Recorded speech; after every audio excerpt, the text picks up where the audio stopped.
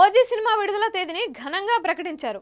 పవన్ సంగతి తెలిసి కూడా ఈ విషయంలో మేకర్స్ చాలా పెద్ద రిస్క్ చేశారు.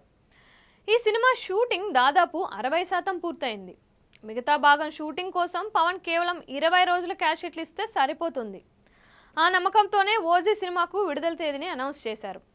అయితే ఇప్పుడు ఆ తేదీకి పవన్ సినిమా వచ్చే అవకాశాలు కనిపించడం లేదు. రామ్ చరణ్ తాజా స్టేట్మెంట్తో ఓజీ విడుదలపై అనుమానాలు పెరుగుతున్నాయి.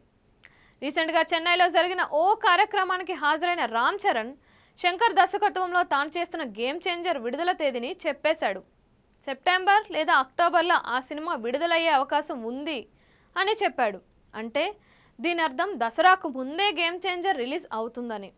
అదే కనుక జరిగితే ఆల్రెడీ అక్టోబర్ 10కి దేవరా పార్ట్ 1 ఉంది. కాబట్టి అంతకంటే ముందే గేమ్ చేంజర్ను రిలీజ్ చేయాల్సి ఉంటుంది. పోటీని దృష్టిలో పెట్టుకొని 2 వారాలు వెనక్కి వెళ్తే అక్కడ ఓజీ ఉంది. సో రామ్ చరణ్ ప్రకటన బట్టి చూసుకుంటే ఓజీ విడుదల తేదీకి గేమ్ చేంజర్ వచ్చే అవకాశాలు పుష్కలంగా ఉన్నాయి. ఓజీ కంటే 2 వారాల ముందే గేమ్ చేంజర్ను విడుదలకు సిద్ధం చేయలేకపోవచ్చు. ఎందుకంటే అక్కడున్నది శంకర్.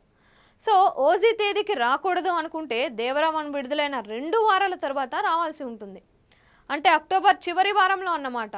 అదే జరిగితే బంగారం లాంటి దసరా హాలిడేస్ సీజన్ను మిస్ అవుతారు.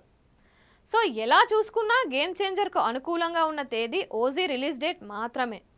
సెప్టెంబర్ 27కి ఓజీ రిలీజ్ ఉందని తెలిసి కూడా చరణ్ ఈ ప్రకటన చేశాడంటే దాని అర్థం పవన్ సినిమా దాదాపు వాయిదా పడినట్లే. త్వరలోనే దీనిపై క్లారిటీ వస్తుంది.